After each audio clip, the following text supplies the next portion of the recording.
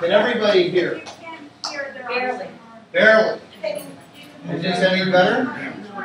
Because we have either a choice of being able to hear or sitting here and sweating without the air. I can talk. I don't think that people are going to be able to hear what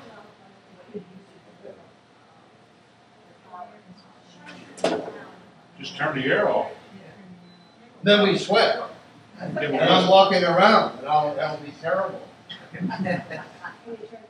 I could stay here all afternoon and regale you with stories about my exploits in the fight against General Braddock in 1755. I could tell you about Andrew Montour and Mrs. Montour and why your mountain is named after Andrew Montour, and I could tell you all sorts of things. But in the interest of time,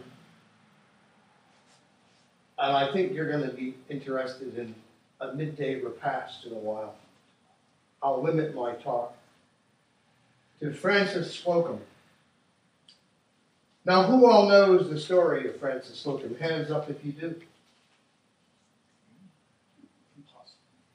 Has anybody ever been up to Frances Slocum State Park? Aha. In Indiana. Well, then that's it. All right. Now, time is running out. You have a clock on the wall with my 18th century reading glasses. I cannot see it, so I brought my hourglass. Actually, it's a half-hour glass. So when that runs out, we'll have to flip it, so I'll be able to tell when it's time to go away. And it's hot in here. So the first to go is the hat. Frances Slocum's father was a Quaker, and he wore a hat with a black hat with a broad brim, much like the one I just tossed on the table. He was from Rhode Island, and Mrs. Slocum was from Rhode Island, and they came to Pennsylvania with probably 6 of their 8 children in wagons. And they came from across western Connecticut and then across the Hudson River and down over through what is now Port Jervis and down into the Susquehanna Valley's North Branch. Are we hearing all right? They were Connecticut Yankees. They settled at a time when the King of England had given all of what is now northeastern Pennsylvania to the Connecticut people, and being absent-minded, a little later he gave the same land to William Penn. So it took a long time to get it all settled. But Westmoreland County was a county of the Connecticut colony, where the capital was in Hartford. And the Slocums were among many, many Connecticut Yankees and Rhode Island people who emigrated to the Susquehanna Valley and took up homesteading in what is now the Wyoming Valley. During this time, there was a political ideology spreading, and the spread was that these colonies ought to be free and independent states. And there were people living in the Wyoming Valley who had come from Connecticut, and they didn't agree with that. They were conservative, and they thought that we ought to remain loyal to the King of England, who by that time was George III. And there are many others in the Wyoming Valley, originally from Connecticut, who thought that the time had come to break away from Britain. And there was quite a nasty time of it in the upper North Branch, and many of the conservatives were dispossessed by the progressives, and many fled. They fled north up into Indian country. When what we know as the Revolutionary War began in April of 1775, the fighting was up in Massachusetts, many days' walk or ride from here. And the frontiers of western Connecticut and northeastern Pennsylvania were relatively quiet, tranquil places. But by 1778, Indians coming down out of what is now western New York, Senecas mainly, but other Iroquois tribes as well, they were coming down, allies of the British. And the British officers out of Fort Niagara were organizing and arming bands of white men, these conservatives who had been dispossessed along the Susquehanna, and we know them in American history as Tories.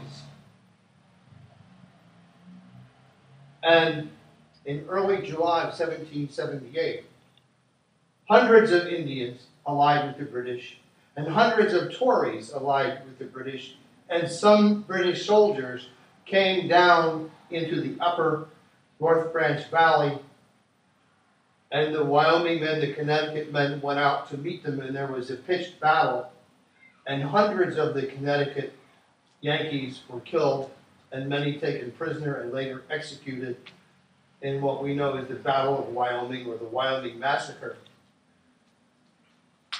The Slocum family had a son, and he was in the battle and survived. And if you go up to Wyoming, Pennsylvania, to the Battle Monument, you can see his name, Giles Slocum, on the list of survivors of the battle. Well, the aftermath of the battle brings us to right here where we are, because dozens, hundreds perhaps, of people from Wyoming, women, children, old men, fled down the North Branch. They came in boats, canoes, rafts, whatever they could come. They just came as refugees, passing through what is now Danville, going on down to Fort Augusta at Sunbury for refuge. Refugees they were. At the same time, many other Pennsylvanians were coming down the West Branch in the Great Runaway of 1778. And some of the people on the West Branch came down, they sailed down in hog troughs, which are basically long logs hollowed out. And the people did everything that they could to get out and to get to safety. And the towns of Sunbury and Northumberland were about 5 years old at this time, 6 years old, and they had dozens and dozens of log houses. And the refugees coming down the West Branch and down the North Branch from Wyoming took up residence, because all the people, or nearly all the people, in Sunbury and Northumberland had fled all the way down to Harris's Ferry, which you know as Harrisburg. There was a great forced migration the summer of 1778. Few families in the Wyoming Valley stayed, and the Slocum family was one. By November of 1778,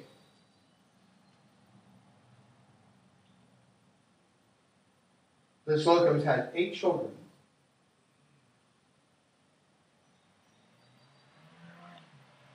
Frances was the 6th. And one day, in mid-November, Mr. Slocum and his oldest son Giles and some of the other older boys are out in the fields working, belatedly bringing in the harvest. And the Slocum house is right along the bank of the North Branch in what is today downtown Wilkes-Barre.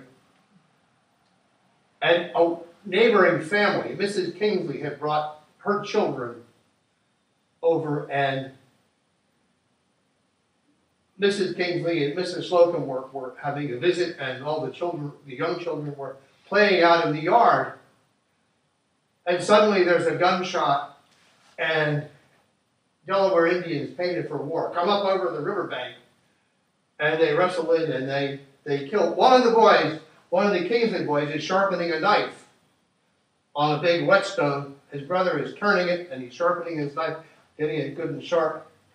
And they kill him, and the Indian takes his knife and takes the boy's scalp off. The children run into the house, and there's quite a scatter, quite a time.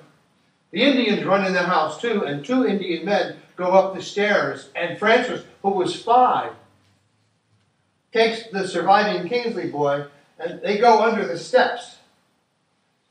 Now this was a rough log house, and the steps were not finished with backs. The steps basically had stair treads, but no backs. And as an Indian comes down from the second floor carrying plunder, he sees 4 little toes sticking out. And so he goes back and he drops the plunder and picks up the little girl and picks up the little boy and runs out of the house with these 2 prisoners. And one of the mothers yelled, "That boy has a bad foot." And the Indian looks and sees that the boy has a crippled foot and just drops him. And Mrs. Slocum yells, "Put my daughter down, put my daughter down." And the Indian runs down the riverbank. And the raid is over. The Indians have their plunder, they have a scalp, and they're gone. And that was the last that Mrs. Slocum ever saw her 5-year-old daughter, Frances. Nobody knew what happened to Frances. The family was very concerned about the lost little girl, and whenever travelers would come, soldiers, whoever, they would ask. 1779, Sullivan sent an expedition deep into Indian country, up into the Finger Lakes, and they devastated some 40 towns, and they burned all the corn and beans and squash as much as they could to starve the Indians out. Scorched earth. And the Slocums questioned, interrogated the soldiers coming back. Nobody had heard or seen of the little girl. Time passes. The Revolutionary War comes to an end. It's the early 1780s. Mr. Slocum has died. The oldest Slocum boys are now men. 2 or 3 of them go way up into the Finger Lakes area looking for Frances. They're going to Indian towns and asking, and nobody's heard of her. At one point, they take a herd of cattle way out to Detroit. And they get out there and they use the proceeds of the cattle sale to look and ask around to say offer a reward. No takers. George Washington retires from the Army, is elected president, serves 2 terms. John Adams becomes president for 1 term. Thomas Jefferson becomes president, and his presidency ends. And in Wilkes-Barre, where the Slocums have set down roots, nobody has heard a word about Frances. Well, suddenly Andrew Jackson is president. Decades have passed, and the Slocums still are looking and looking and looking. In the early 1830s, way out in Ohio, an elderly white woman is found.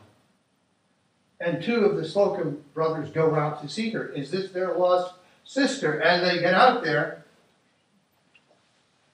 and she looks the part, but now she's got gray hair, but she's obviously a white woman.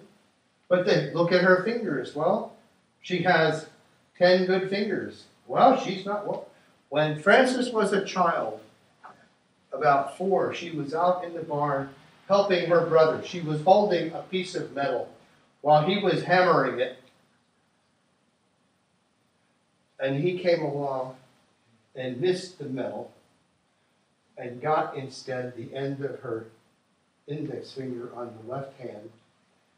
He hit it so hard that the nail came off. Worse than that, the joint was disfigured, and it never healed. I imagine that when Mr. Slocum came in from the fields, that boy got one heck of a whipping that day. I know my kids would. 50 years later, the elderly white woman out in Ohio has 10 good digits. She's crossed off the list right away. Half a century has passed. Nobody has heard a word about Frances Slocum? Did she survive the war? What has happened to her? There's an Indian trader who lives in a place in Indiana called Loganport. His name is Colonel George Ewing. Now, he was literate. He could read and write English. He was skilled in dealing with Indians, and he spoke the language of the Miami Indians. And one night in January 1735, he's way out 30, 40 miles from home at an Indian settlement called Deaf Man's Village. And Deaf Man, who is now dead, had a trading post. And the trading post is now operated by Deaf Man's son-in-law. And Ewing is out there to do business with his son-in-law. Well, it's cold and it gets dark early in January, and so Captain Brule, the son-in-law, says to Ewing, "Stay overnight." Well, Ewing is sitting at the table. He's working on his sons and his books and his math and whatever, and everybody in this two-room cabin is sound asleep except Brule's mother-in-law, an elderly woman, very elderly Indian woman. And Ewing is there working at his sons, and she's out there puttering around, and then something happens. Now, it may have been something where she reaches up, and her sleeve falls down, and he sees some white skin, but suddenly his interest goes from his sons to this old woman, and they get to talk. Now, they're talking in the Miami language. And they're having quite a conversation, and suddenly she says, "I wasn't always an Indian." What? She said that when I was very small, I was a white child. Well, what was your name? Well, I don't remember what my name was. Her name was McConaughey. That was her Miami name. Well, where were you from? Well, I think Pennsylvania. Well, what was your father's name? Well, I don't know, but his last name was Slocum.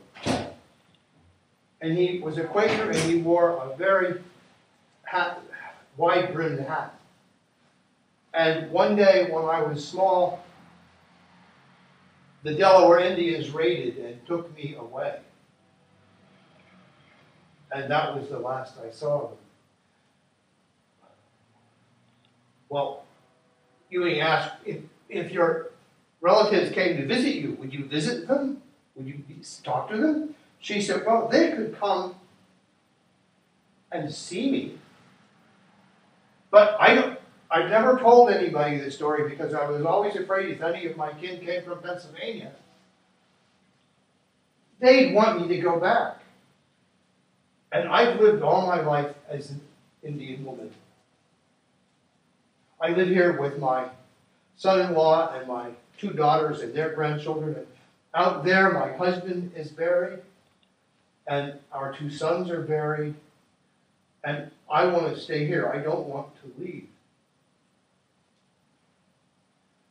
Well, would it be all right if I wrote a letter and told them that you're here and say they could come and see? Well, yes, they could come out here and see me if they don't make me go back. But they better do it quickly because I'm going to die pretty soon. I'm old, I'm ill. I'm not going to live a whole lot longer. And so Ewing thinks about this, and the old woman goes off to her bed, and Ewing sleeps on the floor, and in the morning he goes back to Loganport, and he sits down and takes a quill pen and some ink, probably that he's made from himself, partly from whatever ashes he has in his fireplace. And he writes a letter. Well, he's never been to Pennsylvania. He doesn't know much about Pennsylvania. He knows there's a city called Lancaster. And it's big enough to have a post office. So he addresses this letter to Postmaster, Lancaster, Pennsylvania. And then in a very nicely written style, he goes on and tells all the details of the conversation I've just related to you. And he addresses the envelope, Postmaster, Lancaster, Pennsylvania, and son of a gun, the letter gets there. The postmaster reads the letter. Boy, this is really impressive. And then the postmaster sticks it in a pile of other letters and doesn't do anything with it. 2 years later, there are many, many other letters on top of it. And suddenly, the whole pile of letters comes into the possession of a young man named John Forney. He's the new editor of a Lancaster newspaper called the Intelligencer. And he's going through all these letters, and he finds Colonel Ewing's 2-year-old letter. Well, editors are always looking for interesting things to put in their papers. And if they're free, he doesn't have to pay for them. That's even better.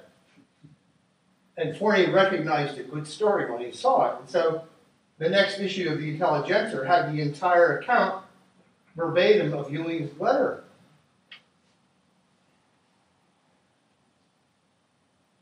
One of the readers, subscribers to the Intelligencer, was a pastor named the Reverend Samuel Bowman. And he's there reading the paper, and suddenly, wow! And he gets very excited. And he gets scissors and he clips the article. Well, Bowman once had a church in Wilkes-Barre. And by coincidence, members of the Slocum family had been members of his congregation, and they had had him to Sunday dinner on many occasions, and he had heard them tell their version of the lost sister of the Wyoming Valley. And so he knew right away, whoa!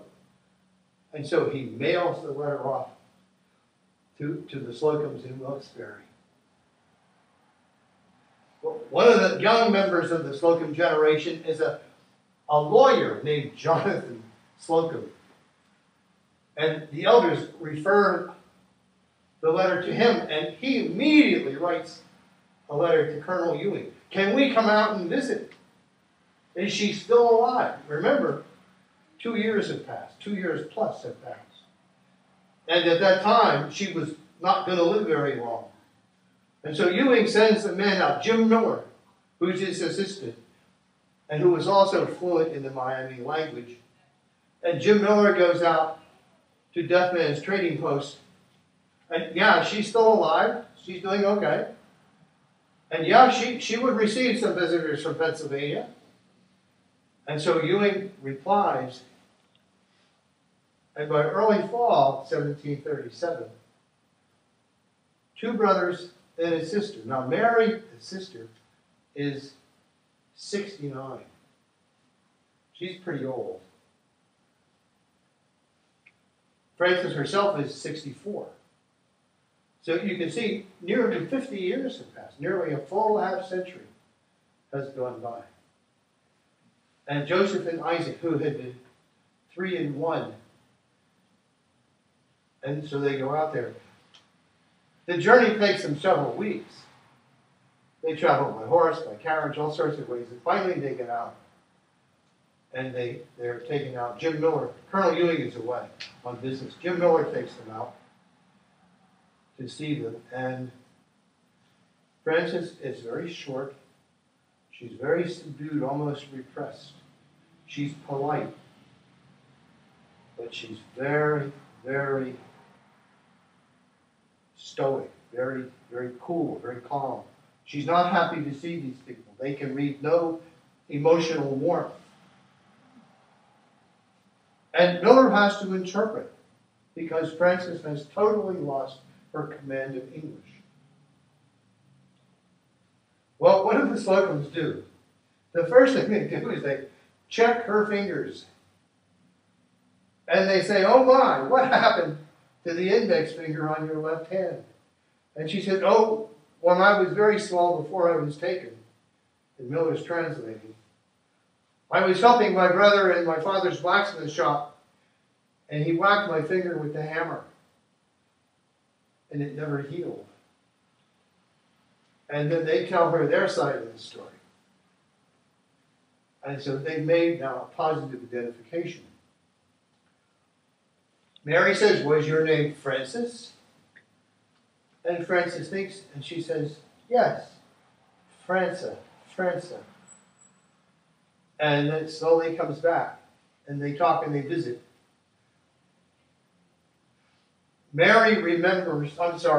Frances remembers seeing her older sister, as the Indians approached, grab the baby and run out behind the house. And Mary says, that was me. And Joseph, this very old man, says, he's 6 foot, I was the baby. And so they have a good tentative, stronger than tentative identification. They visited for 3 days.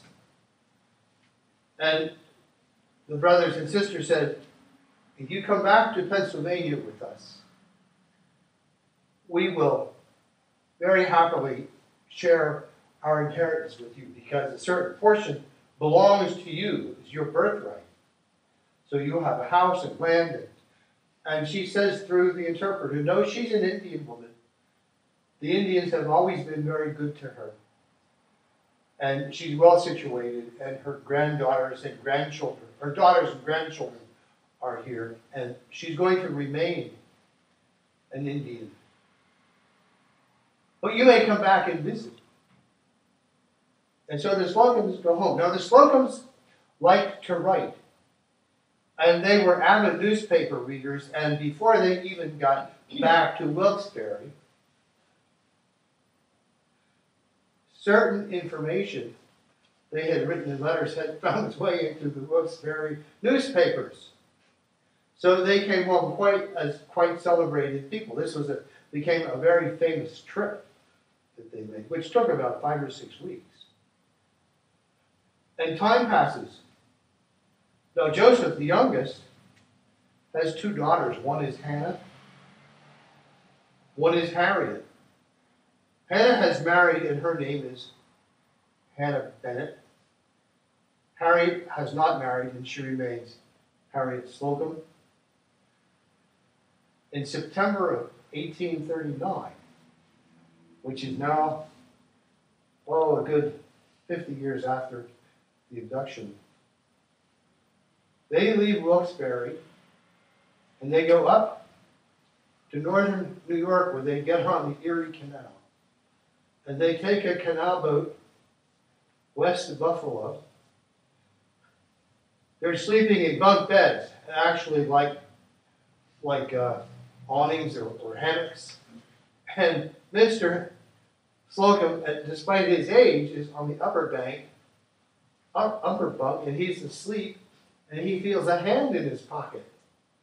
And the hand belongs to the man in the lower bunk who's trying to rob him. And he wakes up and spoils the robbery. They go to Buffalo, they go here and go there, and finally they find their way out to north central Indiana, and they have a meeting with Frances. And they stay several days and have quite a nice visit. Hannah keeps a diary, and every day, and she has a nice style, very nice writing style. And every day she describes what they're doing. And they have a good time. Frances and her daughters are more relaxed and more welcoming. They're still insisting that they're not going to go back to Pennsylvania. But they tell a whole lot of what they had experienced. And Hannah writes it all down. And so between what Hannah wrote down and what the brothers and sisters had written on the first trip, we have a really good feel for what this woman was like in her mid-60s. In time, Hannah and Harriet and their father returned to Pennsylvania, and they took a steamboat on the Ohio River, and Hannah reports how the steamboat ran aground several times, and how all the men had to get out, wade out, and get on the shore, and walk along the shore, because once they were off, the boat was lighter and the captain could back it off the sandbar. And once they got to Pittsburgh, they found it a very, very nice city. But it was filthy because of all the smoke coming out of all the factories. And that's the oldest reference I've seen to how smoky and city Pittsburgh became. And the Slocums took the Pennsylvania Canal. When they got as far east as they could go on the Western Division, they used the Portage Railroad to come up over some mountains, had breakfast on the way up the summit, got down, got on a Juniata boat. When they got to the Susquehanna, they got off. The captain of their Juniata packet ran to catch the Susquehanna boat, because otherwise they would have had a layover of a day and a half. And they took the Susquehanna Canal boat up to Northumberland and had to transfer to the Wilkes-Barre boat going up the North Branch. And after a while they got here to Danville. And the boat made a stop at Danville long enough for them to visit some old friends, Mr. and Mrs. Shoals. Now, I passed an historical marker honoring Christopher Shoals when I came here today. And time passes. The Slocums get back home. They've been on the road 6 weeks and 6 days, and it costs about $340.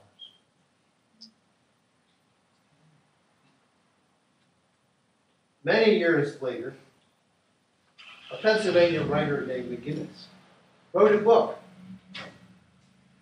And since we're in a library, and the library is a haven for books, I thought I would mention it. The book was called The Biography of Frances Slocum, Lost Sister of the Wyoming. And my talk is based largely on that. And I have excerpts I'm going to share with you. We go back to the 1837 visit. Let me get a quick drink.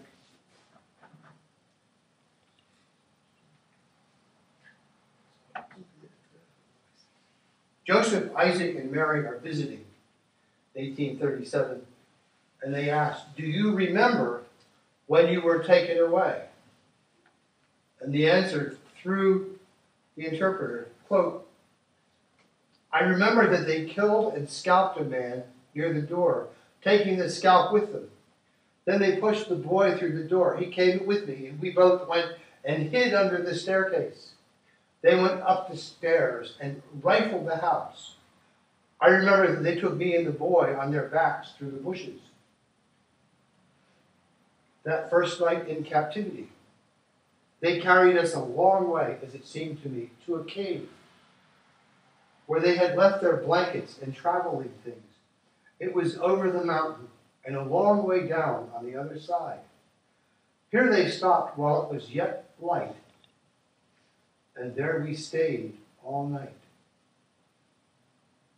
Now, if you drive up Route 11, going up through 44, eventually you come to Route 309. And if you take Route 309 west, you go through a gap in what is called the Back Mountain. And if you go up past that gap and make a right, and go up an old road, eventually you come to Frances Slocum State Park.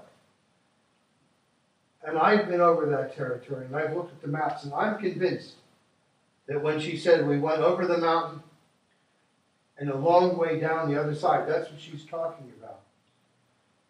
And right, the lake at Frances Slocum State Park is a man-made flood control lake that was made by DER in the 1960s. But at the edge of the lake is a hill. And partway up that hill, maybe 75, 80 feet, is a rock shelter, an overhang. And it matches the description of the cave. that would have been an excellent place for the war party to have stayed. They would have stayed there one night, left all their traveling things with them, pots, pans, warm clothing, and then stripped down to leggings and breechclouts and gone down and committed the raid and come back. All that fits. It's about 15 miles from where the Slocum house was. I remember nothing about that night, except that I was very tired and lay down on the ground and cried until I was asleep. When Joseph took his daughters, Harriet and Hannah, on that second visit in 1839, Hannah wrote, "This day I visited my aunt living on the banks of the Mississippi River. She is of small stature. Her hair is somewhat gray, her eyes a bright chestnut, clear and sprightly for one of her age. Her face is very much wrinkled and weather-beaten. She has a scar on her left cheek, received at an Indian dance. Her skin is not as dark as you would expect from her age and constant exposure. Her teeth are remarkably good. Her dress was a blue calico short gown, a white blanket somewhat soiled by constant wear, a fold of blue broadcloth wrapped around her, red cloth leggings, and buckskin moccasins. My aunt wore 7 pairs of silver earrings in her ears. Her daughters had perhaps a dozen apiece. The interior of her hut seemed well supplied with all the necessaries, if not with luxuries. They had 6 beds, principally composed of blankets and other goods folded together. One room contained the cooking utensils, the other the table and dishes. They spread a cloth on their table and gave us a very comfortable meal of fried venison, tea, and shortcake.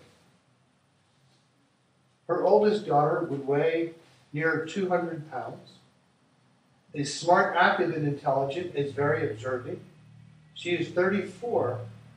The youngest is smaller, quiet, very retiring. The one is named Cutfinger, the other is Yellowleaf. There are 3 grandchildren, and their names are Corntassel, Blue Corn, Young Panther. They have a looking glass. Now, we would see that as a small handheld mirror. And several splint-bottom chairs. A great many trinkets hang around the house. Beads and chains of silver and polished steel. Some of their dresses are richly embroidered with silver brooches. 7 and 8 rows of brooches as closely as they can be put together. They have between 50 and 60 horses, 100 hogs, 17 head of cattle, also geese and chickens.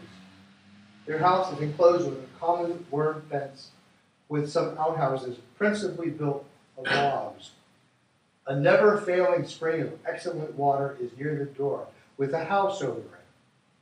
They have a section of land, about 640 acres, given to her 2 daughters by a government treaty ratified this spring.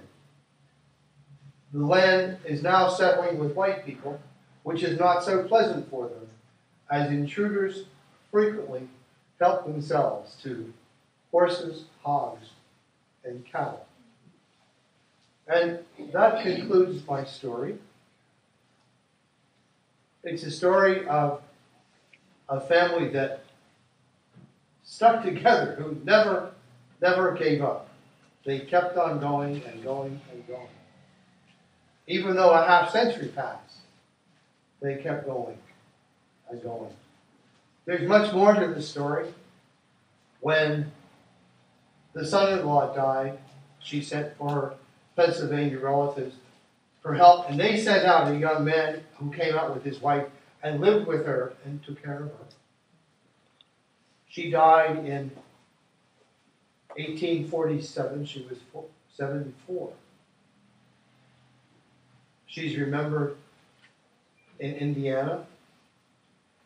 Forest named after her. She's remembered in Pennsylvania. She was a remarkable woman who lived a remarkable life. And thank you very much for this.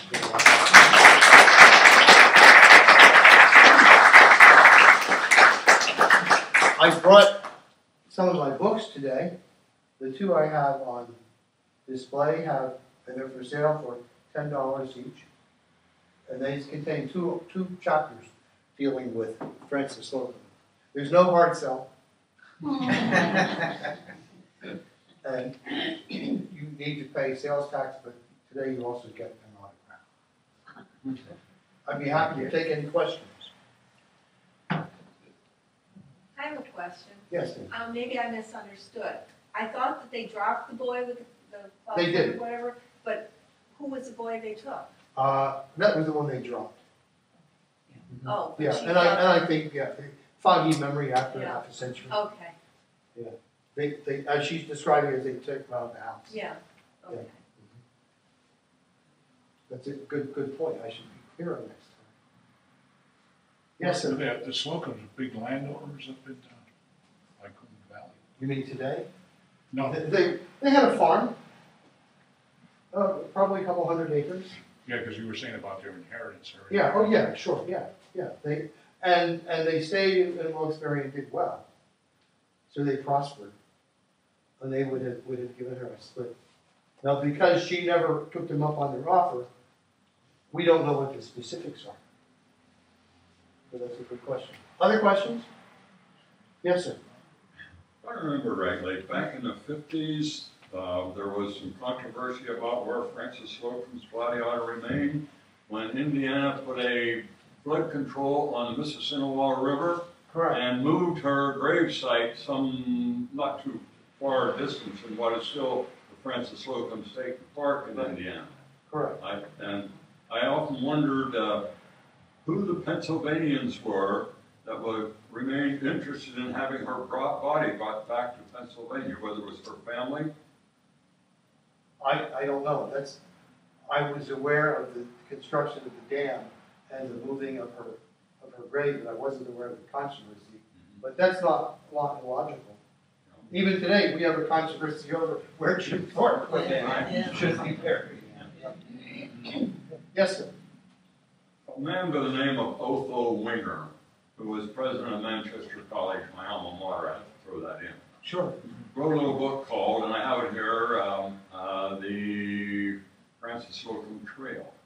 It's Okay. written from the Indiana perspective. It's Okay. interesting. The first half of the book and your story are very simpatico. Okay. But it goes on beyond that a little bit about local things in Indiana. Sure. If you're interested, I'll loan it to you, but it's out of print a long, long time ago and was written very long ago. I'd be happy. I'll borrow it, but I will insist that you get my name and address. Sure. Right. Yeah. And I have not been out to Indiana. That is on my bucket list. I would like to go out and see where she lived. And obviously, the location of Deaf Man's Village is now underwater. Yeah. But I would like to see what else. Yes, sir. Were the Indians Senecas or were they Miamis? Or They were Miamis. Okay. She was kidnapped by Delawares. That's what I was And wondering. she was adopted by a Delaware family. The leader of the war party was an Delaware Indian named Tuckhorse. And he took her to a village which was probably north of Athens, PA, probably on the Chemung River. And she lived with him for a while, and one day he put on clean clothes and painted her all up in red and gave her a wampum necklace. And then he took her over and presented her to an Indian man and an Indian woman whose children were gone. And they adopted her to replace a daughter who had died. And the Delawares moved west in time. And she got involved with a man whom she married, and the marriage didn't work out. He was mean to her, so she divorced him. Women could divorce men just by leaving them. whereas white women in Pennsylvania had suffered through horrible marriages. So she just left the man. And then was going over a battlefield and found a wounded Miami. And she nursed him back to health, and that was her future second husband, Kahana. I don't quite pronounce the name. And so that's how she got it. So she had quite a long, complicated life herself. Yeah. Yes, ma'am. Was this a common thing for the Indians to kidnap children? And Yes. What was the benefit to the Indians? Life on the frontier for everybody was incredibly different. We live in an age of refrigeration. We live in an age of pasteurization. We live in an age of canning. We live in an age where our drinking water is treated. Back then, sanitation was awful for white settlements and native settlements, and there was a high infant mortality. And that was true among white families as well as native families. And before whites came out into the interior of the country, the Indians had long had a practice of replacing dead children by going to some other Indian town and stealing the child. Now, I read accounts that they stole more than the child. They would also steal the technology. If I'm a white man and I know how to build a log cabin, and this man over here is an Indian warrior, and he wants to trade up, he wants to go from a wigwam to a log cabin, and there's a war going on. He may come and steal me and take me out to his town and make me build a log cabin. Well, because I had the technology that he didn't have. He could steal the tools from other people, but he didn't know how to do the cutting. I mean, his whole culture was different. He had different technology. So that was another factor. Primarily, it was a way of replacing people who had died, especially children. A child who is 5 or 6 or 7 has gone through the worst times of childhood in terms of infant mortality. And the Indian raiders, in many cases, were really good judges of hardiness, because many of the children that they stole lived long, long lives. Frances was not unique at all. There was a woman from South Central Pennsylvania named Mary Jameson. She was kidnapped when she was 15, and she lived to be 90. When she had a chance to go back to Pennsylvania, she refused. She owned 17,000 acres of land. She had tenant farmers. Why should she go back when her children would be ostracized because they were half Indian? So yeah, it was a common practice. Other questions? Yes, sir. During the Revolutionary War, didn't they kick all the Indians out of this area?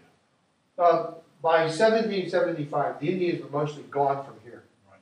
There may have been a few isolated families, but they had left during the French and Indian War, and they were gone. There were Indian towns at Tioga, which is modern Athens, and beyond Lockhaven on the West Branch. So they fought for the British. Well, some of them, yeah, most of them did, yeah. But by 1775, the Indians are gone. And white people coming in from New Jersey, Philadelphia, Berks County, wherever they're coming from, they're finding land that's already cleared, getting good Indian farmland along the river, along major streams such as Penn's Creek. I would imagine that much of the land from Sunbury all the way to Berwick was cleared because it was excellent cornfields. I excavated in a field up near Nesquipec, where the Nesquipec flows into the North Branch. And I found charcoal that was dated back to 1300. And the students in the next square kept coming up with carbonized kernels of corn. So the Indians had a fire, they were cooking corn at around 1300 AD. So yeah, so this was all well formed. My books are here. We have another speaker coming in at noontime.